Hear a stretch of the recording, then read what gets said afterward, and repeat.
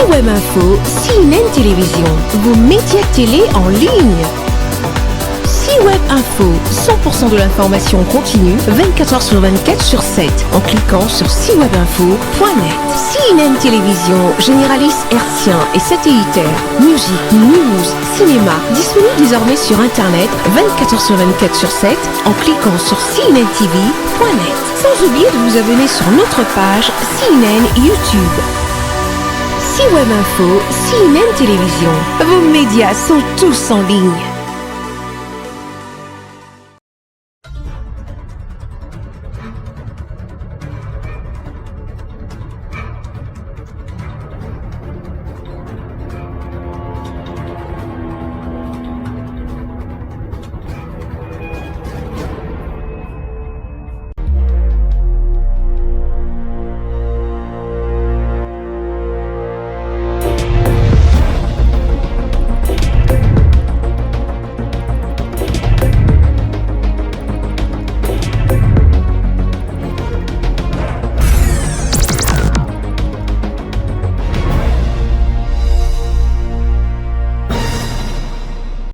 Merci de nous recevoir chez vous à cette émission en toute vérité.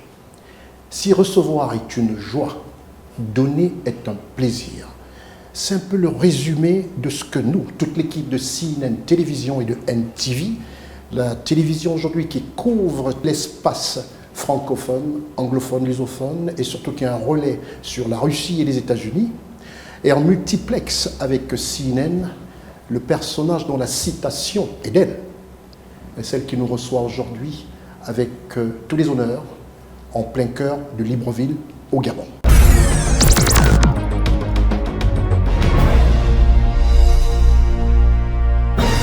Celle qui nous reçoit n'est autre que le docteur Marie-Madeleine Boranzo.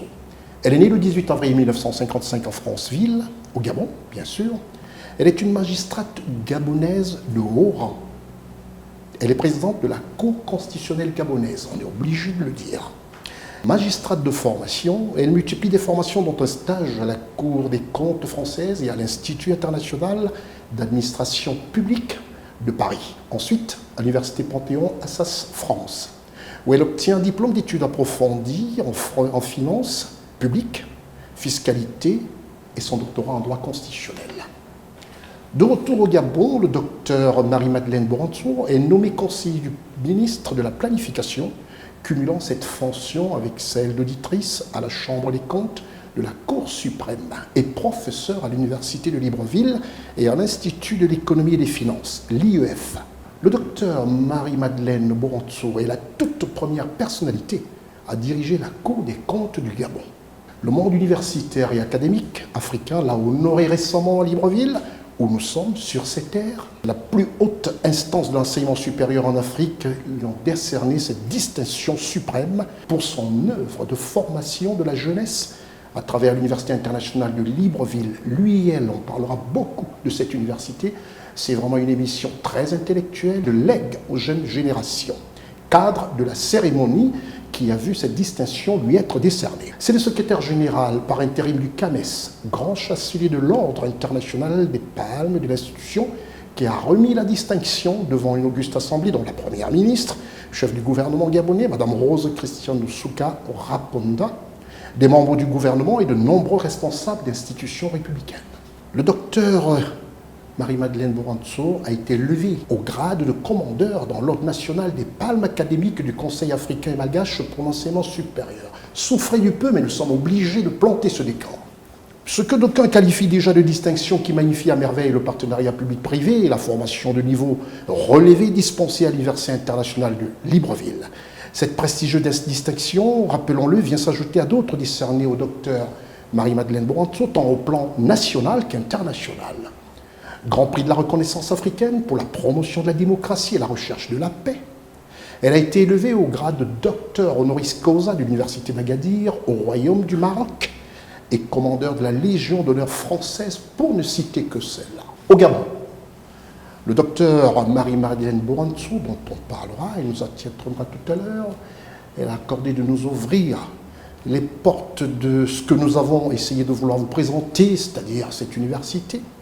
Elle est entre autres Grand Croix de l'Ordre de l'Étoile équatoriale, Grand Croix du Mérite gabonais. Elle incarne la rigueur, le travail, et l'humilité et la générosité, pour ne citer que ça.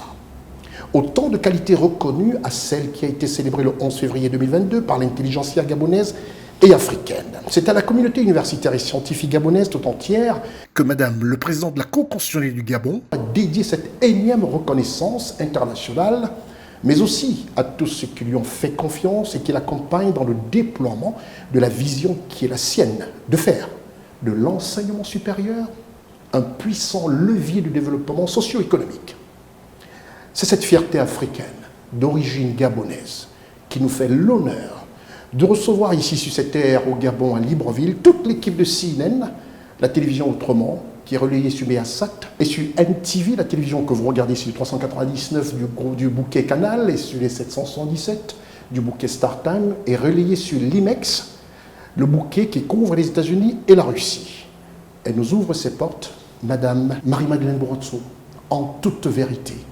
Merci de nous recevoir chez vous et on espère n'avoir pas été trop long et surtout n'avoir pas omis de dire certaines choses. Bienvenue à l'Université internationale de Libreville. C'est un grand plaisir de vous accueillir ici, vous-même et l'équipe que vous accompagne. Merci, docteur. Vous préférez que je dise docteur ou alors Madame la Présidente de la Cour constitutionnelle? Ah non, non, non. À l'Université internationale de Libreville, je suis docteur Marie-Madeleine Boronzo. C'est au docteur que nous aurons affaire durant toute cette émission et merci de rester chez vous.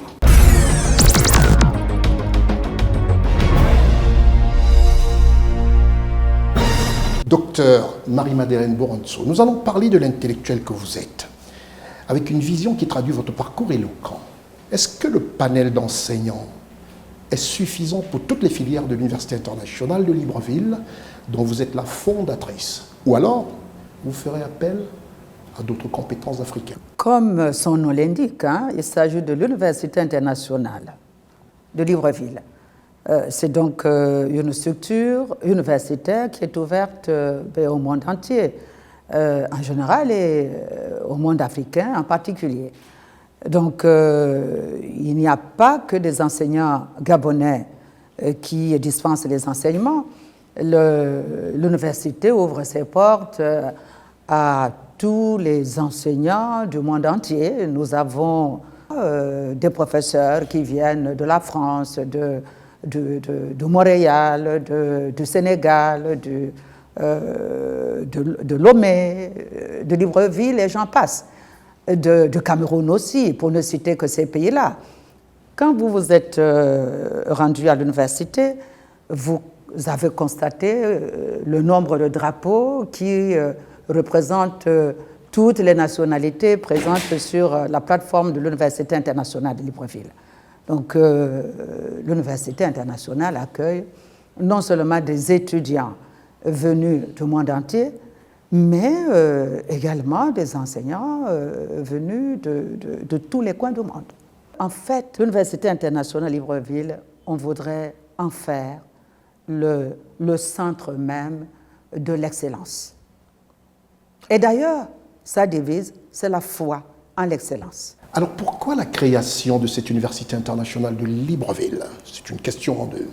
Est-ce un désir d'un legs aux nouvelles générations ou un devoir de mémoire de l'intellectuel que vous êtes, soucieuse du devenir de ces jeunes compatriotes dans un premier temps, et ceux d'Afrique, mais sur le sol africain?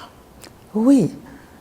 Vous savez, nous avons bénéficié de l'apport considérable de notre État pour assurer notre formation. Il a fallu passer par des écoles au Gabon, par l'université Omar Bongo Ondimba, mais il a fallu quitter le Gabon pour aller à l'étranger. À notre époque, il n'y avait presque pas de grève dans notre pays. Le système éducatif fonctionnait à merveille. Et puis, on est arrivé à un moment vers les années 1990. À la suite de la conférence nationale, des grèves ont commencé à surgir ici et là. les interruptions souvent longues au niveau des enseignements, non seulement à l'école primaire, mais également au collège et dans nos universités, à telle enseigne que j'ai dû, en tant que parent, faire partir mes enfants, quitter le Gabon, aller les inscrire à l'extérieur. Et l'un de mes fils ne trouvait pas ça du tout normal. Il me dira un jour, mais maman, je ne comprends pas pourquoi toi tu enseignes à l'université, tu enseignes à l'Institut de l'économie et des finances, tu es donc formateur, tu es enseignant. Je ne comprends pas pourquoi tu dois nous faire partir du Gabon pour aller s'inscrire à l'étranger. Nous nous éloignons de vous, de notre cellule familiale. Nous nous éloignons de notre culture pour aller, c'est vrai, sur le plan formation, nous allons sur les enseignements d'une manière linéaire ailleurs, mais la chaleur familiale va nous manquer, l'encadrement familial va nous manquer, et également nos propres cultures. Pourquoi toi, en tant qu'enseignant ou au cadre de ce pays, pourquoi tu ne mettrais pas tes ressources pour créer sur place ici un centre de formation pour dispenser des enseignements de qualité aux jeunes? Alors, sur le coup, je reste un peu interrogative et je me dis, mais après quelques instants, je dis, mais je vais étudier, je vais revoir la question. Et quelques années après, j'étais obligée de me mettre à l'ouvrage, aidée en cela par mon fils, mon défunt fils, parce qu'il n'est plus de ce monde, pour créer l'Université internationale Libreville. Mais avant de créer l'Université internationale Libreville, nous allons passer par le collège et le lycée. Et c'est tout votre mérite. On va donc commencer par ouvrir le lycée international Berthéjean, qui va accueillir dès 2008 des centaines de jeunes, parce que bien d'autres parents se trouvaient dans la même situation que moi, chercher où inscrire leurs enfants sans connaître les perturbations résultant des grèves récurrentes dans le système éducatif public. Voilà comment est né ce projet, et le lycée international Berthéjean et par la suite l'Université internationale Libreville. Beaucoup de modestie, celle que nous recevons aujourd'hui, celle qu'il reçoit à Libreville, c'est vrai, beaucoup d'humilité aussi. C'est le docteur Marie-Madeleine Borantzou, et comme je disais tantôt, elle en a parlé, mais il est important pour moi de bien le préciser. C'est un complexe, une institution internationale qui va du collège au lycée et à l'université. C'est vrai qu'on se focalisera beaucoup plus sur l'université. Elle est notre invitée dans cette émission, on la retrouve juste après la réclame.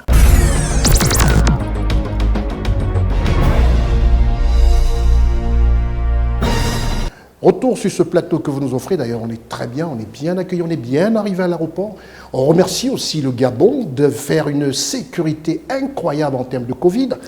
Nous sommes vaccinés, toute mon équipe et moi, on est vaccinés. On a les 2 vaccins. 24 heures avant, nous avons pris des tests Covid négatifs.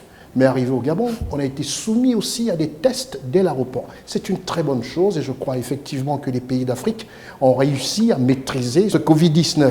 Et il faut vous rappeler une chose, quand madame est rentrée, on a eu quand même du mal à lui faire enlever son masque. Mais merci encore madame d'avoir enlevé votre masque pour cette émission.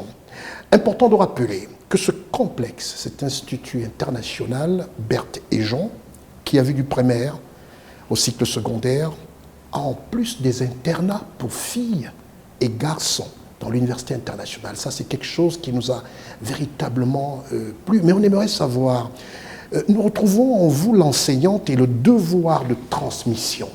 Aujourd'hui, nous parlons de l'institution internationale Berthéjean, dotée de l'Université internationale Libreville, après bien sûr le collège, comme disait tantôt, et le lycée.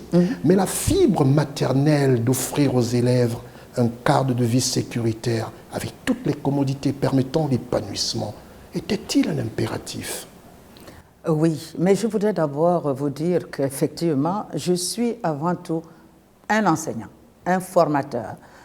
Outre ma formation de juge, je suis magistrat d'ordre financier, j'ai fait mes études, je les ai terminées en France, bien entendu, mais je suis passée par la Cour des comptes française. Je suis un enseignant d'abord. Vous l'avez dit, ou vous le savez certainement, que pendant près de 10 ans, j'ai dispensé des enseignements à l'Université Thomas Bongo-Ndimba et à l'Institut d'économie et des finances. Cette fibre-là ne m'a pas quittée du tout, malgré mes lourdes fonctions de président de la Cour constitutionnelle. Je continue de temps en temps, au niveau de l'Université internationale Libreville, à assurer pas des enseignements en tant que tel, parce que je n'ai pas beaucoup de temps, mais quelques séminaires. Et même dans mon milieu professionnel, je reste enseignant, parce que j'encadre tout le temps mes collaborateurs ou mes collègues même. Je rappelle les grands principes de droit. Alors, pour revenir à votre question, oui, je suis une mère avant tout. Je suis un enseignant également, un formateur. Je ne voulais pas réaliser une structure de formation ordinaire. Il fallait, et ça, c'était aussi la grande contribution de mon défunt fils, il fallait aménager un espace où non seulement les élèves étaient bien encadrés sur le plan des enseignements, mais également bien encadrés sur le plan de la vie sociale. Il leur fallait un espace de vie. Et comme j'aime la nature, vous constatez autour de nous, il n'y a que la verdure. Les bâtiments scolaires sont répartis sur un peu plus d'une quarantaine d'hectares. C'est arboré. Et les espaces de vie sont composés non seulement des beaux jardins, mais également des installations sportives. Au bord, tout autour, l'institution est entourée d'une forêt verdoyante. Vous avez un parcours vita à l'intérieur où les élèves peuvent aller justement passer la journée. Et surtout, nous avons un certain nombre d'arbres particuliers de la forêt de du Gabon, forêt verte de Gabon, où les élèves peuvent reconnaître le koumé, tel ou tel bois, des bois protégés.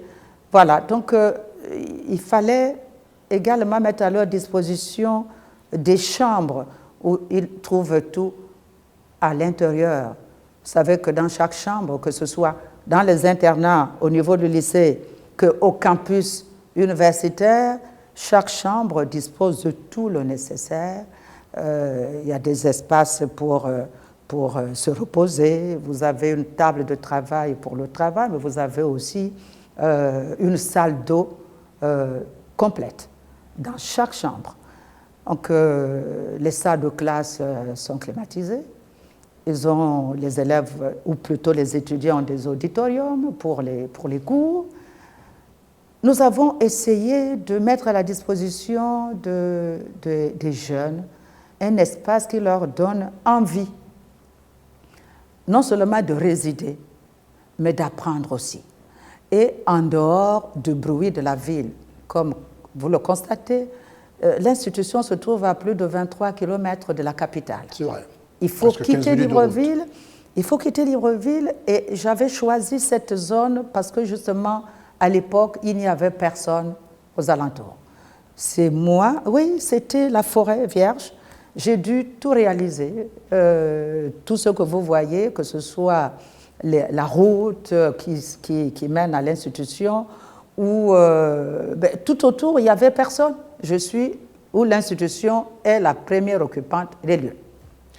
C'est ces lieux que nous vous présentons. Toutes nos équipes vous présentent comme ça, ces 80 hectares sur lesquels sont bâtis tout ce complexe, cette institution internationale. Regardez la beauté, cette forêt luxuriante qui jouxte l'établissement de l'Université internationale de Libreville. Et c'est vrai qu'on regarde tout ceci, de toutes ces belles verdures, de ce complexe, des beaux bâtiments.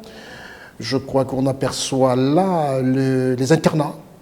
Ce bâtiment est celui des filles, et à côté celui des garçons. Et c'est vrai que Dr Marie-Madeleine Borantzou, au regard des téléspectateurs qui nous prennent en ce moment, sachez que notre invité, c'est le Dr Marie-Madeleine Borantzou, qui est la fondatrice de ce complexe qui n'est autre que l'institution internationale Berthe et Jean. Et nous parlons de l'université internationale de Libreville. Ils ont même un grand stade. Regardez ce stade de football. Vous voyez ce stade d'ailleurs de volleyball, ce stade de handball.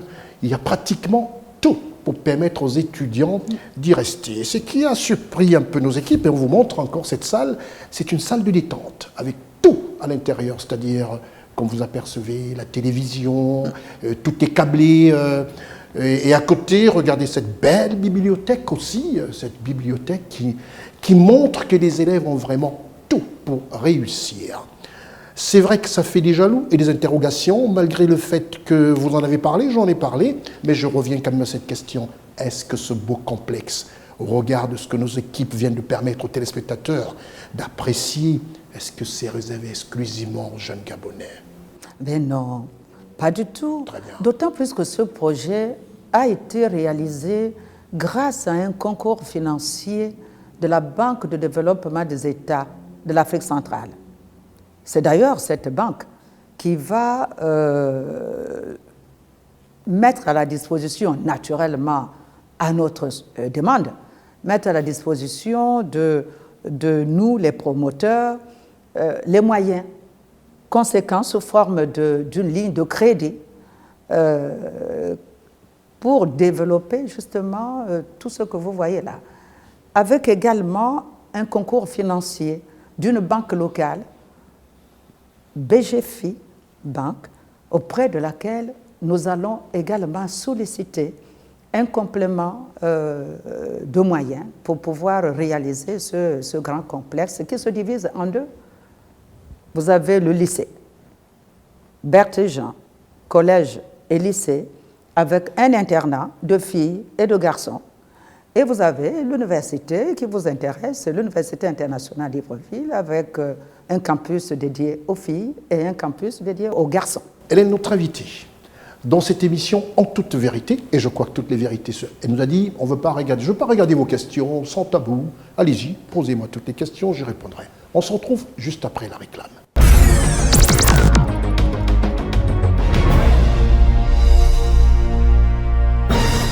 Retour sur notre plateau. Notre invité, je le rappellerai toujours, est le docteur Marie-Madeleine Borantzou, qui est la fondatrice de cette université. Je ne cesserai de vous montrer des images dronées d'ailleurs. Cette université, comme je le disais tantôt, qui est située à une vingtaine de kilomètres de Libreville, c'est du goudron, si on va dire, c'est du bitume.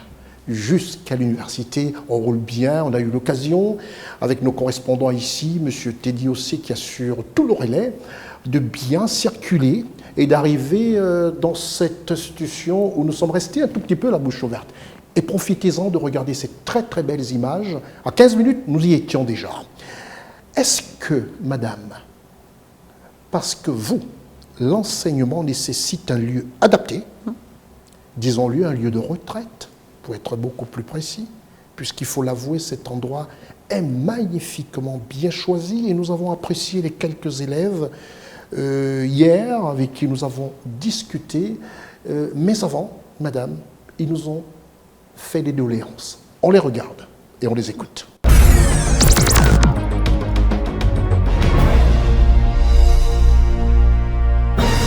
Je suis Raphaël Ekombo, étudiant en master de droit public et sciences politiques à l'Université internationale de Libreville.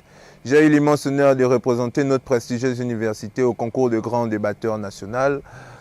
Notre université est composée des professeurs de renom. Nous avons eu l'immense honneur d'avoir comme fondatrice Marie-Madeleine Borantzou, président du conseil scientifique, pour son apport et sa disponibilité. Monsieur Eka, nous avons une seule doléance et nous l'adresserons au docteur Marie-Madeleine Borantzou. C'était une promesse de sa part de venir nous dispenser un petit cours, un seul, dans le cadre de notre formation.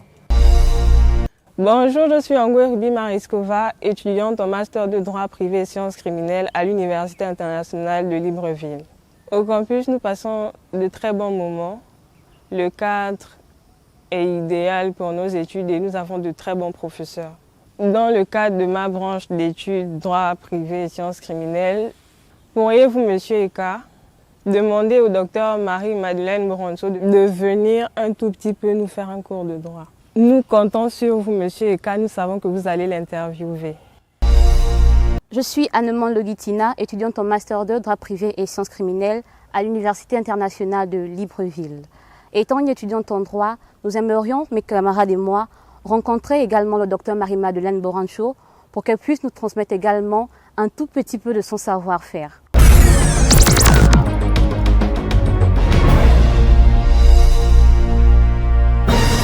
Alors, Madame l'enseignante que vous êtes, ils sont d'ailleurs très flattés de regarder cette émission et de vous avoir entendu, je dirais, marteler que vous êtes d'abord une enseignante, une formatrice et autres.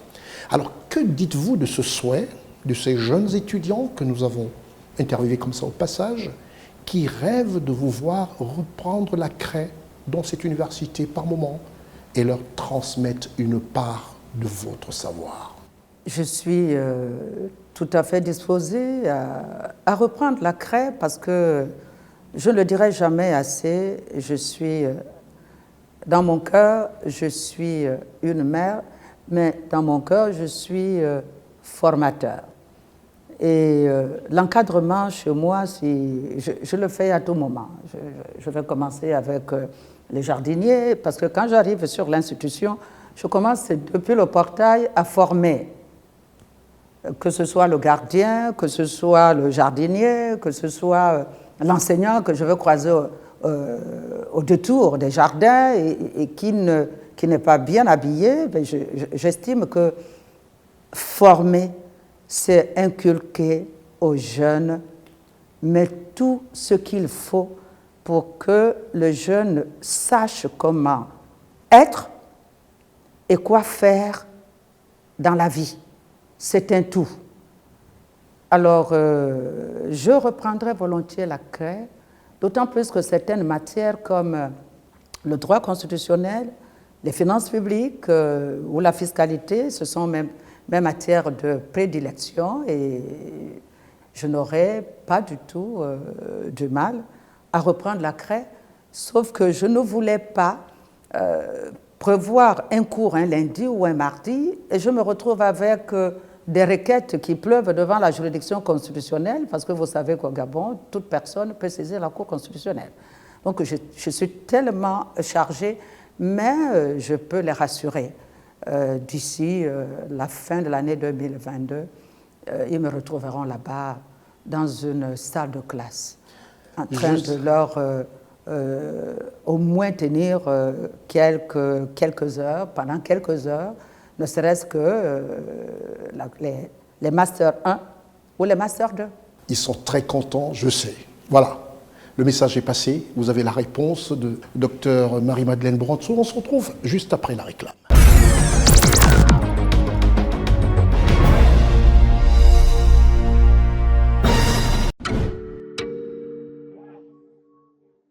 NTV, notre télévision, la chaîne des leaders.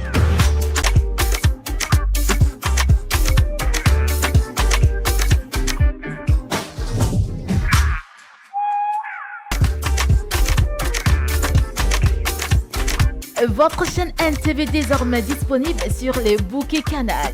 Canal Plus 399.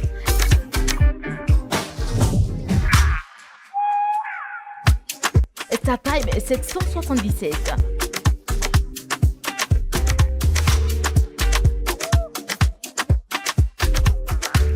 IPTV.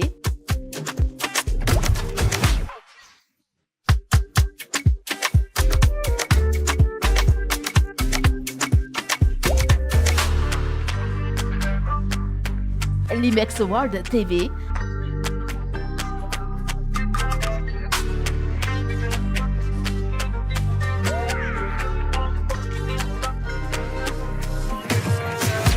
NTV partout dans le monde.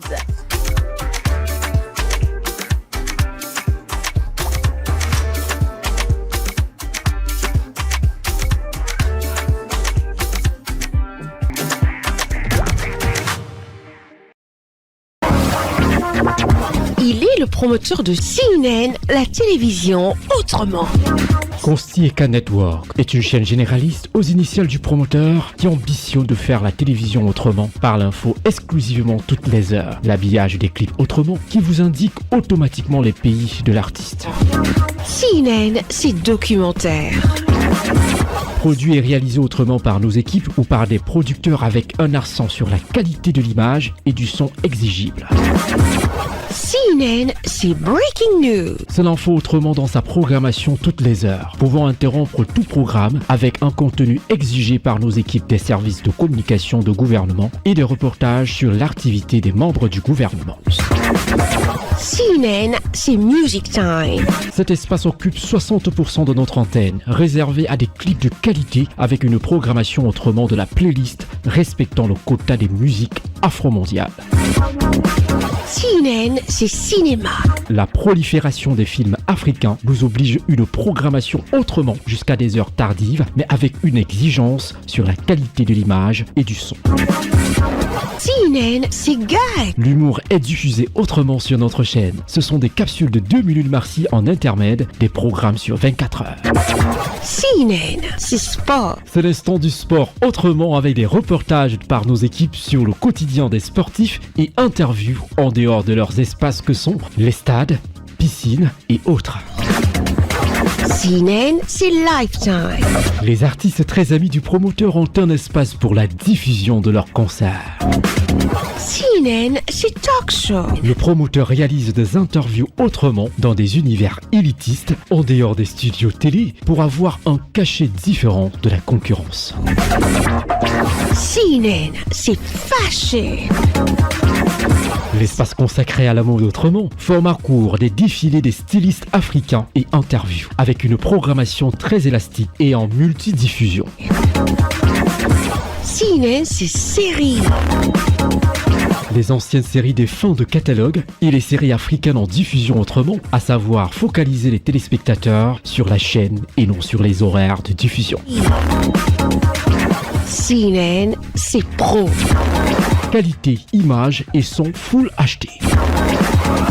CNN, il est le boss. CNN, la télévision autrement.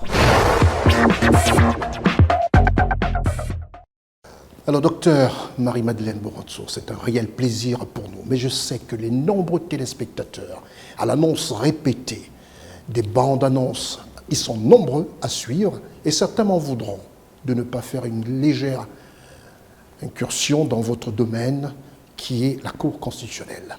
On ne saurait, Madame Marie-Madeleine Boronzo, avoir l'honneur que vous nous faites d'être à Libreville, nos équipes de CNN et NTV, alors que la planète entière, comme je disais tantôt, sait que je suis en face de la présidente de la Cour constitutionnelle du Gabon et au maître de vous poser au moins une question sur la Cour constitutionnelle.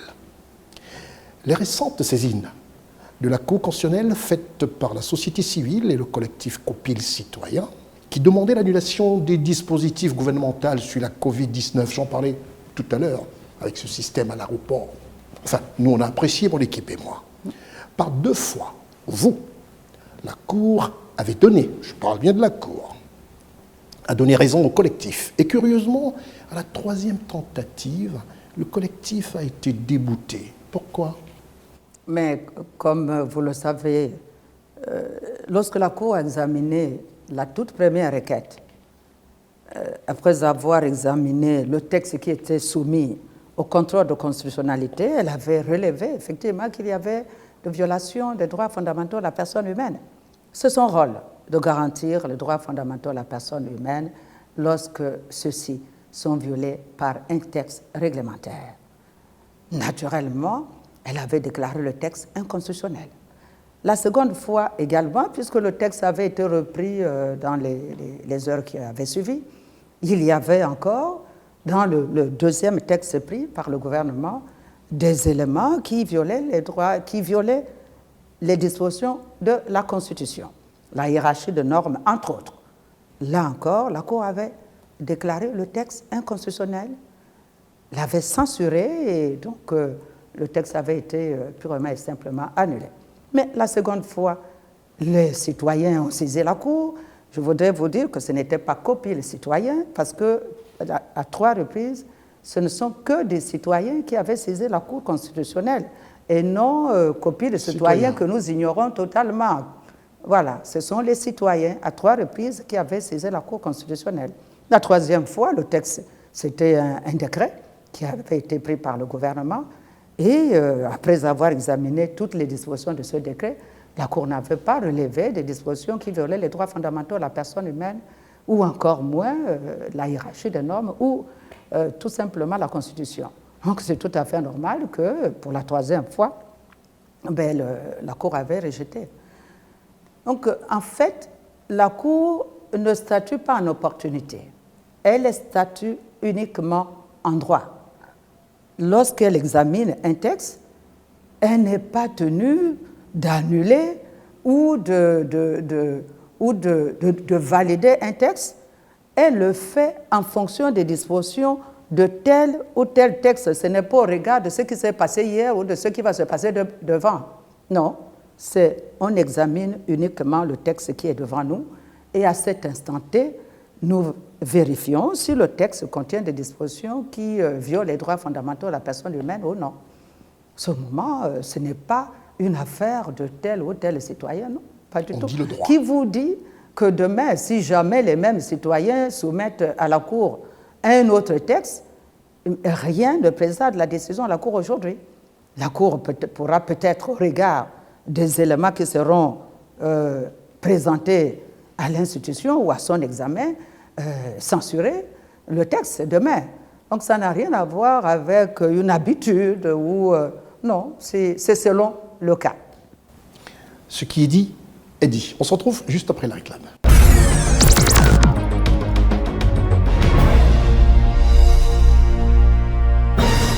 Nous allons boucler cette parenthèse concernant la Cour constitutionnelle avec un élément qui nous a fait plaisir, même au-delà des frontières. Vous avez été élevé vendredi, pour être précis, vendredi 11 février 2022, récemment, en marge d'une cérémonie à l'Université internationale de Libreville, au grade de commandeur dans l'ordre international des palmes académiques du Conseil africain et malgache pour l'enseignement supérieur, en abrégé le CAMEX. Qu'avez-vous ressenti? C'est vrai que, madame, votre humilité en prend un coup là, parce que c'est quand même quelque chose qui honore l'Afrique et qui honore les femmes, et je sais que les jeunes femmes rêvent de devenir des petites madame Marie-Madeleine Borantzou. Alors, qu'avez-vous ressenti avec cette énième décoration, cette énième distinction, cette haute distinction?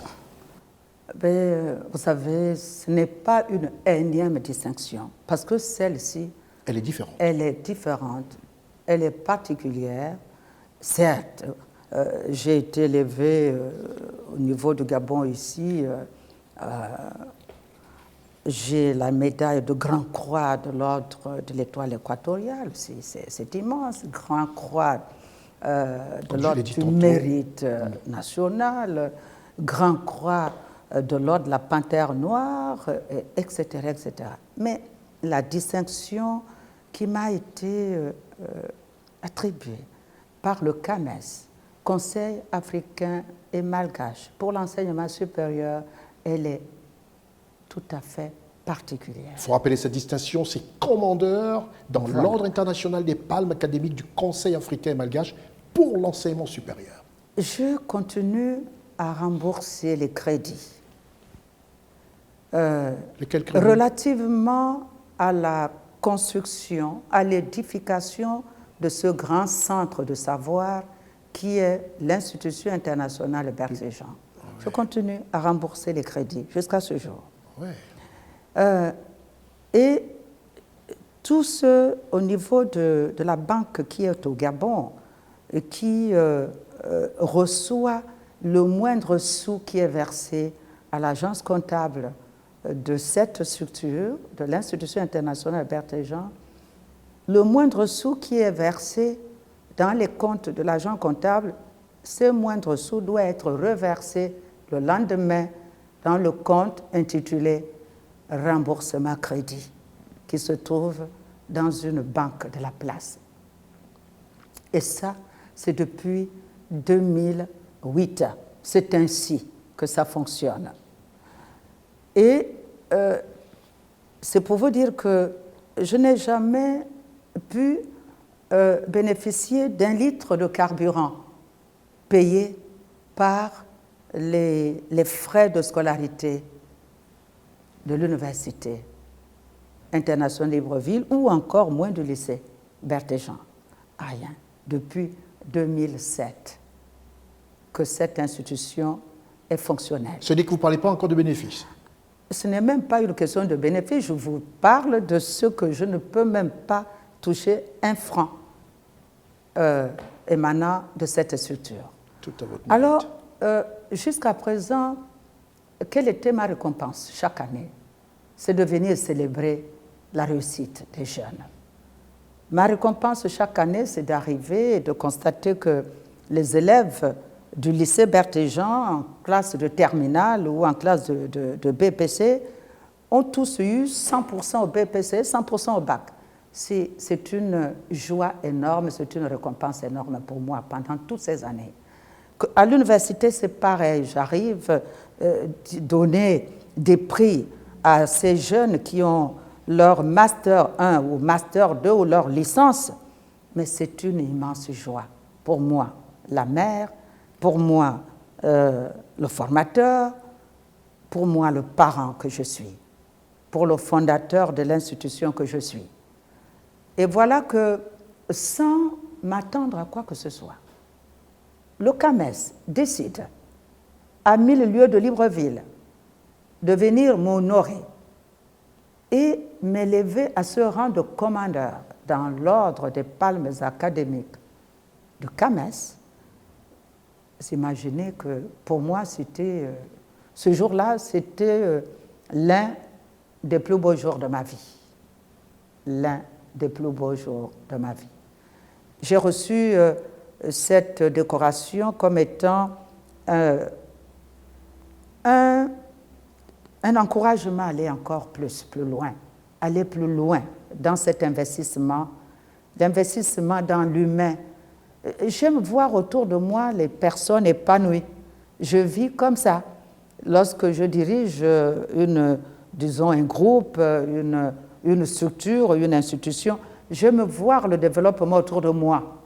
Quand je constate qu'autour de moi, chacun a quelque chose pour se sentir bien.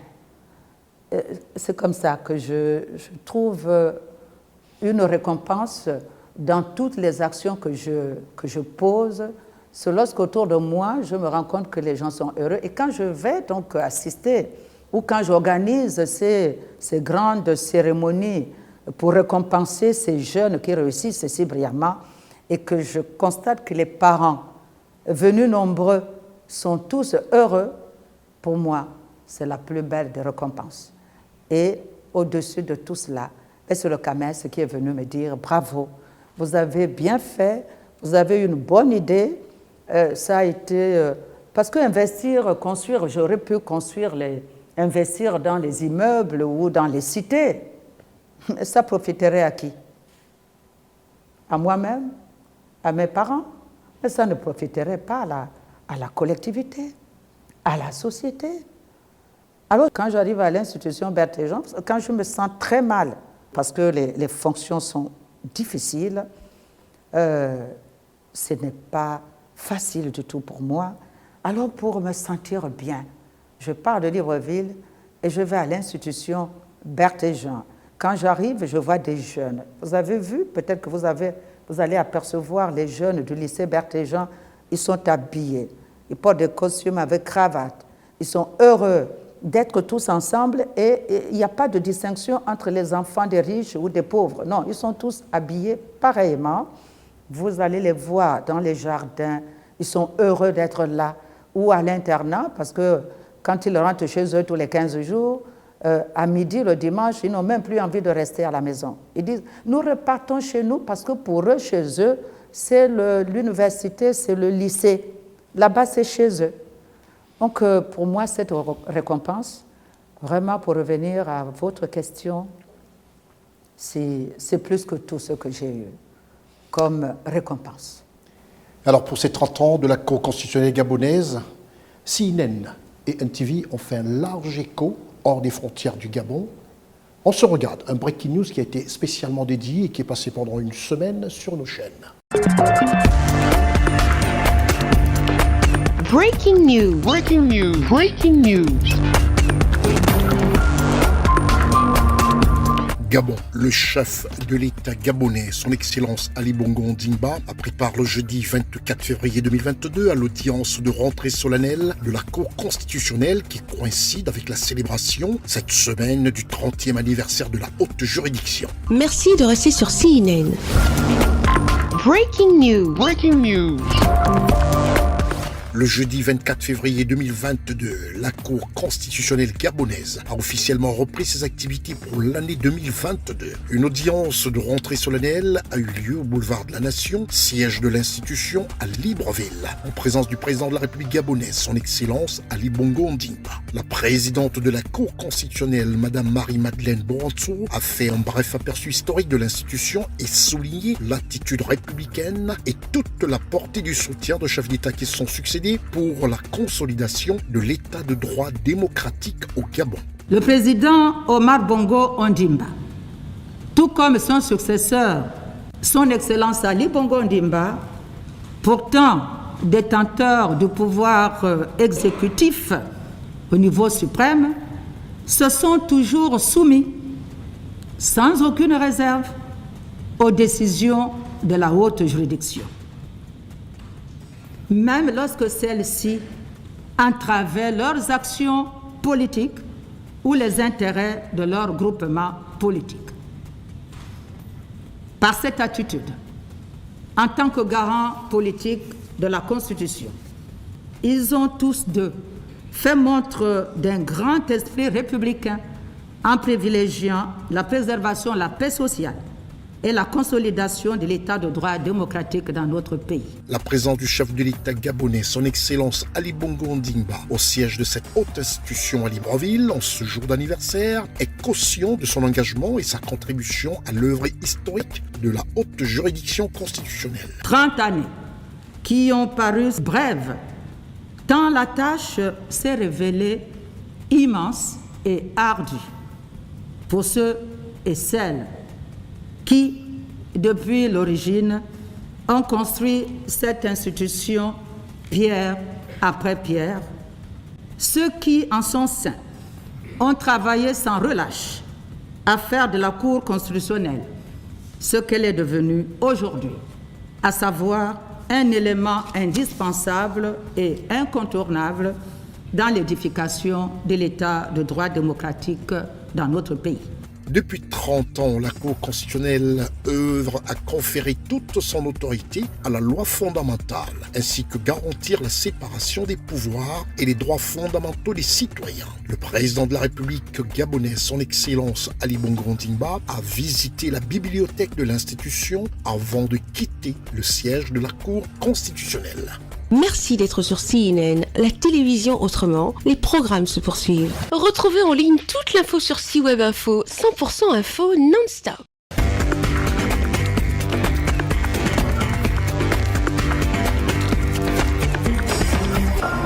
Breaking news. Breaking news sur CNN.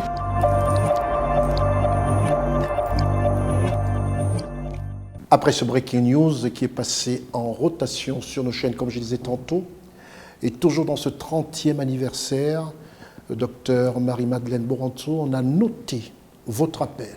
Je sais que les téléspectateurs qui nous regardent conviennent avec moi.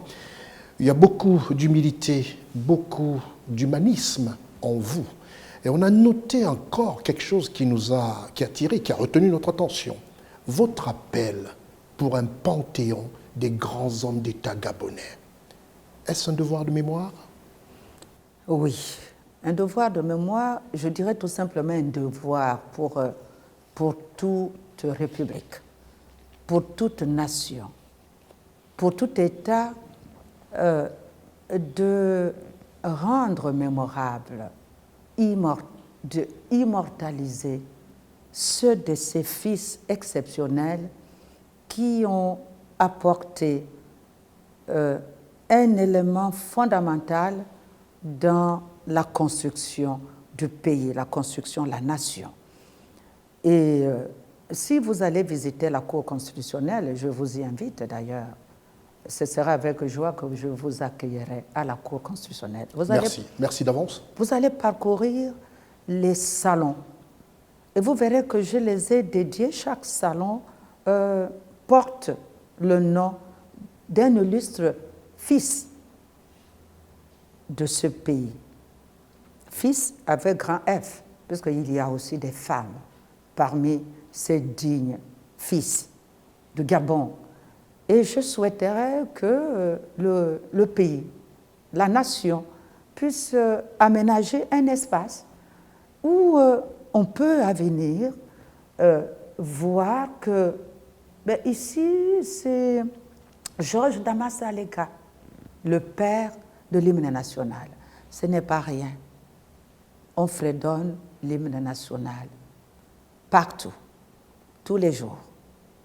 Mais combien de jeunes peuvent aller déposer une fleur sur le monument dédié à Georges Damas Aleka? Il n'appartient plus à sa famille. C'est un monument. Georges Damas Aleka, c'est un monument de la nation gabonaise. Vous avez bien d'autres. Rose Francine Rogombe. 2009, le Gabon vit un drame. Omar Bongo Ndimba, 42 ans de pouvoir, disparaît. C'est Rose Francine Rogombe qui prend les rênes comme président par intérim et qui organise la transition. Et le Gabon est resté un état de droit. Les élections s'étaient bien déroulées sans presque pas d'incident. Grâce à cette dame-là, Rose Francine Rogombe, il faudrait qu'aujourd'hui, hier, aujourd'hui, demain, que des jeunes ou toute personne intéressée puisse penser à Rose Francine Rogombe aller déposer une gerbe de fleurs en mémoire de cette grande dame. Et bien d'autres encore. Omar Bongo Ondimba, le président, qui a succédé à Léon Mba, le père de l'indépendance, Léon Mba. Omar Bongo Ondimba, le père de la nation gabonaise. Là, vous venez à Libreville. Peut-être que vous avez envie d'aller, vous aussi, déposer une gerbe de fleurs sur le monument. Omar Bongo Ondimba, c'est où? Vous allez partir le trouver où? Dans sa famille. Encore faut-il que la famille vous permette d'y accéder, d'autant plus que vous connaissez l'histoire africaine. Souvent, il y a des soupçons, on va dire, mais qu'est-ce qu'il va faire sur la tombe de notre parent? Or, s'il y avait un monument qui lui était dédié à la capitale ici, mais toute personne qui désirerait aller se prosterner ou déposer une gerbe de fleurs le ferait volontiers, sans contrainte. Voilà pourquoi j'ai essayé de le faire dans l'immeuble de la Cour constitutionnelle. Vous irez, vous verrez Rose Francine Rogombe, dans la salle d'audience Rose Francine Rogombe, une autre salle Simon Yonaba, dans une autre salle Jean-Léger Alibala, et j'en passe. Ils sont nombreux à être immortalisés dans l'immeuble qui abrite le siège de la Cour. Mais combien sont-ils des Gabonais ou même des personnes qui viennent au Gabon qui rentrent dans l'immeuble de la Cour constitutionnelle? Ce n'est pas un monument, ce n'est pas un mémorial, l'immeuble de la Cour. Donc ça ne suffit pas. D'où cet appel que mes collègues et moi, membres de la Cour, nous avons lancé en direction du gouvernement gabonais. Et ça nous fait plaisir comme ça. C'est vrai que nous sommes à l'Université internationale de Libreville, où le docteur Marie-Madeleine Borantzou nous reçoit dignement. On a eu du bel air. Nos poumons se sont réoxygénés avec ce bel espace que je vous présente encore une fois, grâce au système de drone qui nous montre ce très bel espace. Je vous ai dit tantôt, bâti sur 80 hectares. Les parents en sont fiers. Je sais que vous êtes dans toute l'Afrique et même à l'extérieur de l'Afrique. Venez au Gabon. Venez vous inscrire vos enfants dans cette université. Mais nous faisons une petite indiscrétion. C'est vrai que nous, on ne nous prive jamais de certaines choses. Nos caméras, quand même à l'arrivée, se sont dit quel est ce beau bâtiment. Ils ont filmé un tout petit peu. On vous présente simplement. On n'y est pas encore allé à cette cour constitutionnelle, mais regardez déjà cette belle bâtisse. C'est la Cour constitutionnelle de Libreville. Un beau bâtiment qui nous rappelle aussi un tout petit peu l'Europe, ces bâtiments qui restent pendant des siècles. Enfin, le jour où vous donnez l'occasion d'y visiter, on passera faire un reportage sur tous ces espaces. On se retrouve juste après la réclame.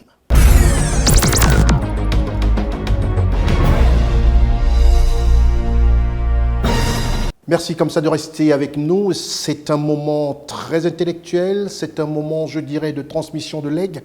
Mais l'histoire retiendra qu'un projet de Panthéon pour illustrer, pour récompenser, pour faire vivre les mémoires des disparus qui ont marqué leur nation, l'histoire retiendra qu'en Afrique, cette idée est née au Gabon et que l'auteur ne reste que le docteur Marie-Madeleine Borantzou, qui est notre invité dans cette émission En toute vérité.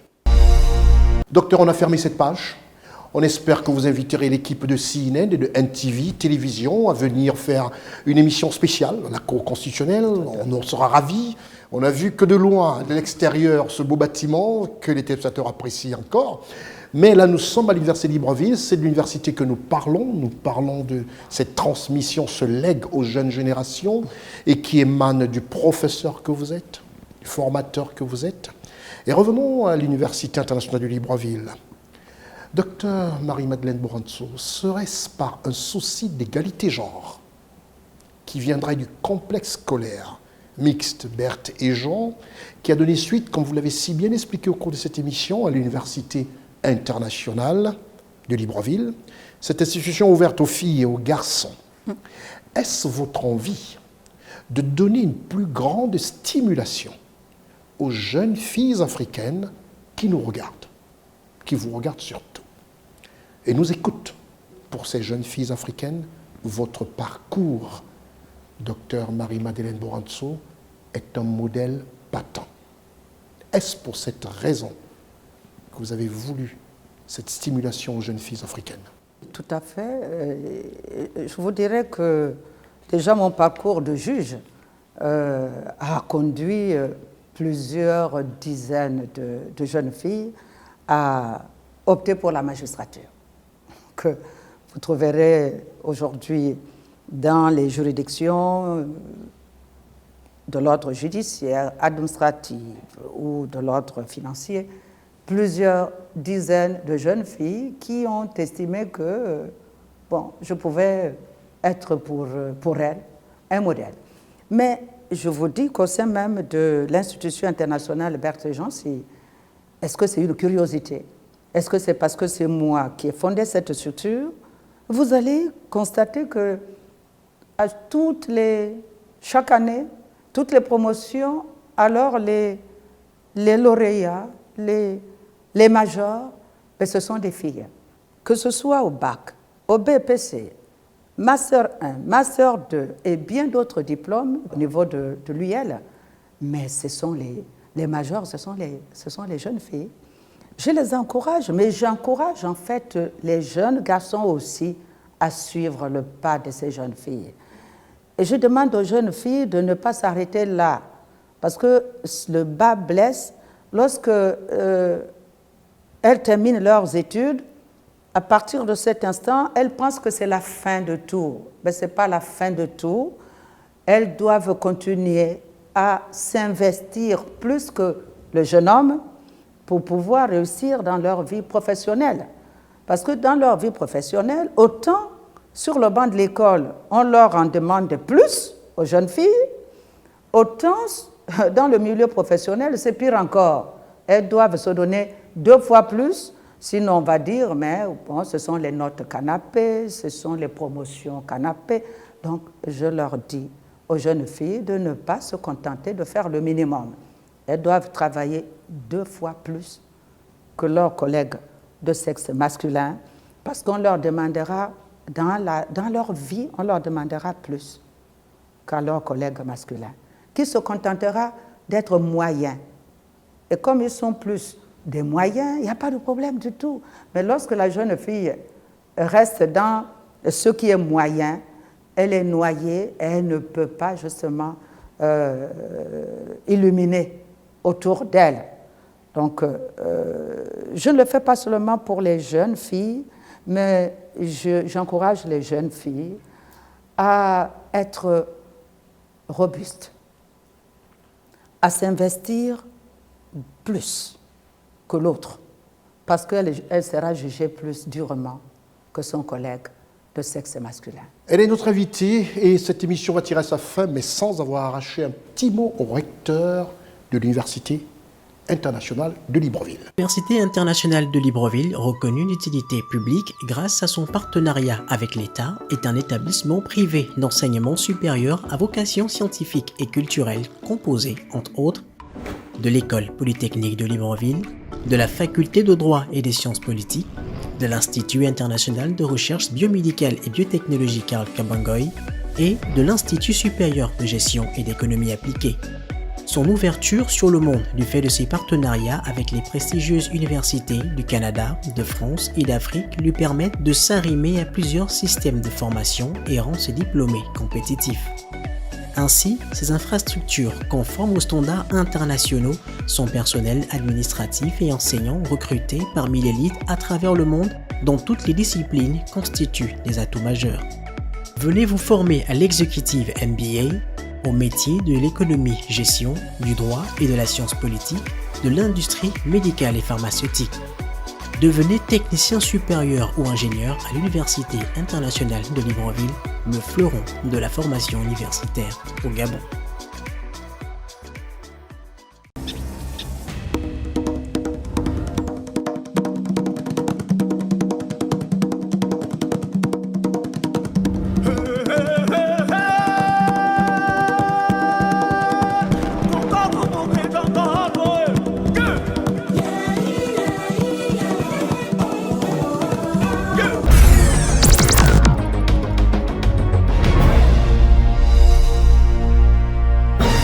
Il fallait aussi qu'on rencontre et qu'on fasse parler et entendre le maître des lieux. Le maître des lieux, c'est le recteur de cette université, qui n'est autre que M. Jacques-François Mavungu. Très jeune, brillant, il en a dans la tête. Et surtout, ce qui nous a fait plaisir, vous le regardez déjà d'abord là dans son bureau, parce que c'est important de le voir dans son bureau, mais il a dit, je ne veux pas vous recevoir ici.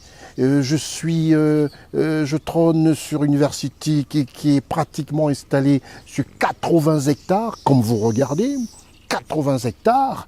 Il est important qu'on aille écouter un peu les oiseaux, qu'on aille se mettre un tout petit peu autour des plantes, et c'est le lieu qu'il a choisi pour nous recevoir. On se retrouve juste après la réclame avec le recteur de l'Université internationale de Libreville, à Essassa. Alors merci professeur, parce qu'il faut le dire, professeur Jacques-François Mavungu. Alors vous êtes dans cette université, vraiment on a été bluffés. Nous en arrivant, déjà on a été accueillis, on voit tous ces drapeaux à l'entrée, ce qui signifie que vraiment c'est une université qui prône l'africanisme et ça nous fait énormément plaisir. Alors dites-nous, la première question, je vais tout de suite, les étrangers, parce que c'est deux médias NTV et CNN qui relaient ce programme, les étrangers sont déjà captivés parce que depuis on entend la fondatrice parler, on a juste mis une pause pour vous écouter aussi. Et les étrangers, les non-gabonais sont pratiquement bluffés, ça c'est dans notre jargon, par cette université. Cet joyau architectural, permettez encore une seconde, là on aperçoit même des chevaux, ça veut dire qu'on peut s'évader pour aller regarder les chevaux avec un bouquin. Alors parlez-nous de tout ce qui concerne l'écoute, l'inscription dans cette université. Merci bien, Monsieur Constieka. Je pense que c'est d'abord à moi de vous remercier, vous qui avez fait le déplacement pour venir visiter ce bijou que nous avons au cœur du grand Libreville, par rapport à la nature, mais par rapport aussi aux interactions entre humains. Et vraiment, je vous dis merci parce que notre université doit se faire connaître puisque cette université est construite pour servir pas la nation, mais les nations, d'où son nom, l'Université internationale de Libreville. Et donc, nous devons partager ce que nous savons faire ici, nous devons faire connaître cette université-là pour que chaque Africain puisse envoyer son enfant ici pour venir apprendre, pour venir acquérir des compétences, des savoirs nécessaires pour pouvoir s'insérer de façon harmonieuse sur le marché de l'emploi. Pas seulement au Gabon, mais en Côte d'Ivoire, au Sénégal et un peu partout pour pouvoir pousser le développement de nos pays. C'est vrai qu'on a remarqué des très beaux amphithéâtres, des capacités énormes, des salles de classe fabuleuses. On a même surpris des élèves hier, très gentils, ils ne s'occupaient pas de nous, on les a filmés avec un professeur. Vraiment, les salles ne sont pas bondées, elles sont vraiment clairsemées pour donner la chance aux élèves de bien étudier. Alors peut-on savoir les différentes filières qu'offre l'Université internationale de Libreville? L'Université internationale de Libreville se décline en 4 établissements. Il y a la faculté de droit et sciences politiques, où nous travaillons dans le domaine de sciences juridiques. Et il y a aussi l'Institut de sciences de gestion, qui, dans cet établissement, nous développons tout ce qui est sciences de gestion, économie, et l'école polytechnique qui concerne tout ce qui est technologie, tout ce qui est métier du bois, génie civil, mais aussi le numérique. Nous développons beaucoup de numérique en partenariat avec Huawei Gabon. Nous travaillons en collaboration étroite. Ils viennent faire des enseignements ici là, ils délivrent des certificats dans ce sens. On a aussi donc l'Institut international de recherche biomédicale. Là-dedans, donc, nous allons développer tout ce qui est métier de la santé et parasanté. Alors dites-nous, est-ce qu'un jeune étudiant béninois, togolais, mozambicain, qui viendra étudier ici, repartira avec un diplôme reconnu dans le monde? La reconnaissance de nos diplômes par la plus grosse instance en la matière, donc le CAMES, nos diplômes sont reconnus par le CAMES. Donc ça veut dire que le diplôme qui a été obtenu ici à Libreville, à Essassa, est de plein droit valable à Brazzaville, à Kinshasa, à Abidjan, à Dakar, ainsi de suite. Donc dans 19 pays. Donc l'étudiant qui revient de Madagascar ne peut pas avoir peur de venir étudier ici, puisque son diplôme qu'il aura obtenu sera reconnu de plein droit dans son pays d'origine. Parlez surtout aux parents qui ont envie d'envoyer leurs enfants faire de très belles études sur la formation, sur l'adéquation en Afrique entre la formation, emploi. C'est très important de permettre aux étudiants qui sortent de votre université de trouver tout de suite un emploi, parce que la formation est un levier essentiel. Alors un dernier mot aux téléspectateurs d'Afrique. Les programmes sont suivis. Ça veut dire quoi? Ça veut dire que toutes nos maquettes de formation sont mises en place par rapport aux besoins qui s'expriment dans la société. C'est-à-dire que nous travaillons beaucoup sur l'adéquation formation-emploi. Nous ne formons pas pour former parce qu'on a peur de générer des chômeurs. Nous construisons le capital humain qui devra servir pour le développement des nations. Donc, les maquettes de formation sont montées en collaboration avec les chefs d'entreprise. Nous tenons des réunions ici là pour voir quels sont les besoins qui s'expriment réellement sur le marché de l'emploi en termes de ressources humaines. Et c'est à ce moment-là que nous montons des projets de maquette que nous faisons valider de façon collégiale avec les chefs d'entreprise qui sont en partenariat avec nous d'ailleurs, qui interviennent aussi dans les formations ici. Et au bout de 5 ans, nous évaluons à nouveau ces maquettes.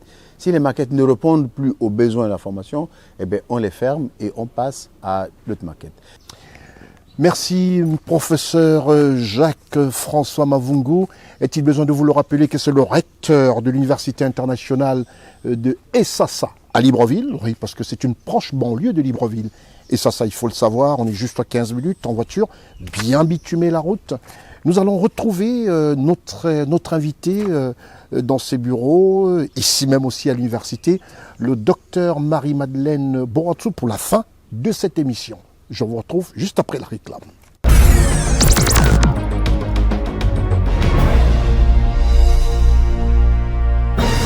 Docteur Marie-Madeleine Borantzou, ça a été une gymnastique pour moi d'avoir en face la présidente de la Cour constitutionnelle et qui me dit d'entrée de jeu, vous m'appelez docteur, je suis professeur, je suis formateur, laissez-moi la Cour constitutionnelle de côté. Je vous remercie, mais avant, madame, j'aimerais que vous parliez à l'Afrique. Cette émission qui sera multidiffusée et qui restera pour nous comme une Bible, parce qu'il est important de transmettre aux générations. C'est l'autre qui disait, pour affaiblir un peuple, pour bannir un pays, il faut lui arracher l'éducation et l'instruction. Et le docteur Marie-Madeleine Borantzou a pallié à tout cela. Et sachez que pour ceux qui sont chrétiens, nous avons eu l'agréable plaisir, et je vous présente aussi cette très belle chapelle, avec cette belle grotte. Et je sais que pour tous les chrétiens d'Afrique et du monde, ils seront très heureux de voir que tout est réuni dans cet espace. Et on comprend aussi pourquoi ce calme. Et j'ai pris plaisir à aller m'agenouiller dans cette grotte réservée à la Vierge Marie. C'est un peu aussi mon côté chrétien catholique. Croyez-vous en Dieu, madame? Ah ben, naturellement. Très bien. Alors, un dernier mot à toute la jeunesse africaine. Dites-leur exactement, parlez, l'enseignante, la maman, mais plus face à moi, mais face à ma caméra. Ben, jeunesse africaine, nous tous, même moi qui étais jeune, il y a plusieurs années de cela, hein, c'est vrai que j'étais jeune, ça fait plusieurs années. Vous l'êtes toujours, madame. Alors, je vous invite, mes jeunes frères et mes jeunes sœurs, à vous investir corps et âme pour le développement de notre continent. Souvent, vous partez de l'Afrique pour aller chercher le meilleur encadrement dans les pays développés. Mais quand vous revenez chez vous, sachez que vous n'êtes pas moins bon que ceux qui sont restés dans ces pays développés.